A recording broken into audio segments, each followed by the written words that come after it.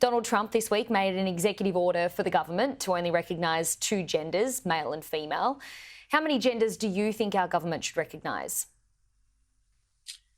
Well, I think Anthony Albanese's government recognises a whole swathe of genders. I've been on the public record, particularly around women's sport, that I think there needs to be safe spaces for our female athletes. And I'm not alone. A lot of our elite athletes, female athletes, have made the same case. So I think that's obviously a decision that the President of the United States has made. And we've been clear that whilst having an inclusive society is something that the Coalition obviously wants to see going forward, we have no plans to legislate around genders. Okay, so how would your government approach this ongoing discussion with the US if your government wins the election? Well, I don't think the United States will be making this a key component of our AUKUS relationship, our trade relationship, action that we take more globally with the US at all. This is a decision that President Trump has made for the United States, and I would assume that he would be... Do you agree with his comments? Well, I've just said what I think. Obviously, I've made it very clear publicly that I do believe, particularly when it comes to women's sport, that women should be competing against women, and whilst ensuring that there is an inclusive environment for all. But this won't be something that a coalition government will be legislating, and Peter Dutton made that very clear this morning in his public comments at a press conference. Great. Thank you for clarifying that, Bridget. I really appreciate that. Let's get to some other news now back home on the delegation to Auschwitz at the moment. Sky News reporter Cameron Redden, of course, exclusively revealed Sue Lyons was initially slated to go. Do you think that this should have been a bipartisan delegation? My understanding, it was never offered to the coalition. Is that correct?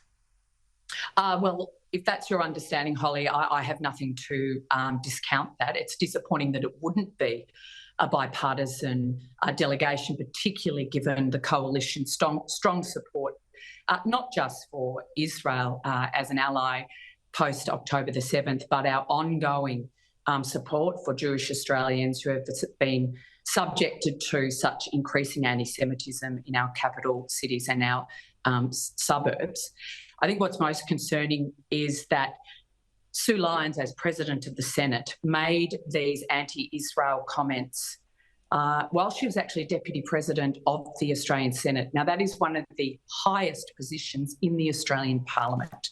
And so it really goes to show the fact that she was put on this Auschwitz delegation to lead it shows that the Labor caucus and indeed the Labor leadership positions, which include Sue Lyons as the President of the Senate, are riddled with people who do not believe that Israel had a right to defend itself in the manner in which it did post-October the 7th. And we want to go and, commemorate Auschwitz and the sad tale of human history that chapter was. That was the impetus for setting up a Jewish homeland and a Jewish state of Israel post the Second World War. And so to send somebody who's been so public in her critique of Israel, and let's remember this wasn't some, rant she made whilst at university in the 80s. This was whilst she was the Deputy President of the Australian Senate.